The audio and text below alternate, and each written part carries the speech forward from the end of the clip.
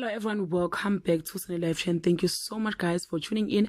I'm here to update you of what is going to happen on Umkhokha from the 27th to the 31st of March 2023 on Monday.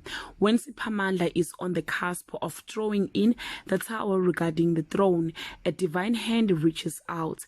Mamzobe has one card to play to win back the crown, but it comes with a grave warning. On Tuesday, Xolile has a rug pulled from under her feet when she is told that her future is being someone else's wife and not Reggie. Mamzobe goes over Difa's decision and aims to get her way. Siphamandla makes a decision about his future on Wednesday. Reggie finds out that some people will do whatever it takes to push their own agendas.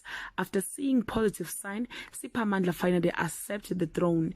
Kapsile is put in her place, although she's still defiant on Thursday. The Mtembos and the Gumedes are excited about the forthcoming Lobolo talks and the union between two families, while Mamzobe keeps yet another developing secret from Difa. A determined Reggie risks all to save Xolile. Well guys, this is all I have for today. You can leave your comment below and share your opinion. Bye.